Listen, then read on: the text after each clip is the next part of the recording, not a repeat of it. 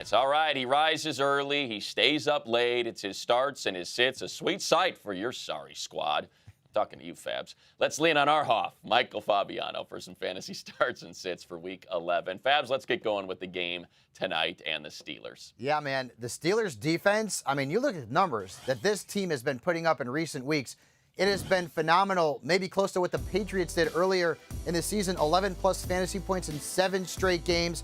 They have the second most takeaways. They're playing Baker Mayfield, who has the second most interceptions thrown.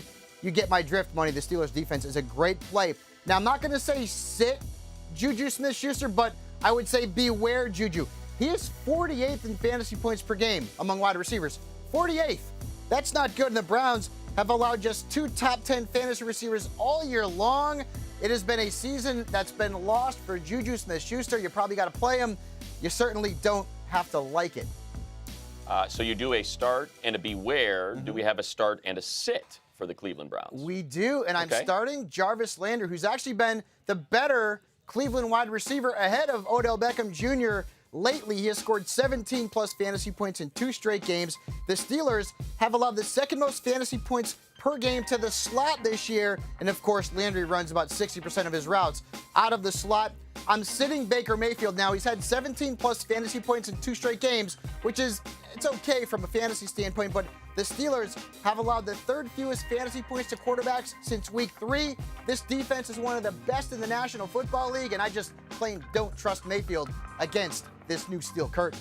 All right, so that is Thursday Night Football. Let's go big picture here, a whole weekend. Give us a start of the week. All right, we're going to go wide receiver theme here. And DJ Moore, he has had 100-plus receiving yards in 2 straight games, and now he gets a great matchup against Atlanta. They've allowed the 6th most fantasy points to receivers lined out wide this season. They've also allowed 12 touchdowns and the 6th most points to the position overall, so DJ Moore is a great play. My sit of the week at wide receiver was my start of the week last week, and that's Christian Kirk. And I get it. He had 3 touchdowns last week, and you're thinking, wait a minute, I got to play him. Well, maybe, but he's playing the Niners this week. And the last time Christian Kirk played the Niners was a couple of weeks ago. They held him to 8 yards receiving, not 8 points, money, 8 yards and 16 total yards in that game. So with 4 teams on a bye, maybe you have to play him. This is a bad matchup for Christian Kirk.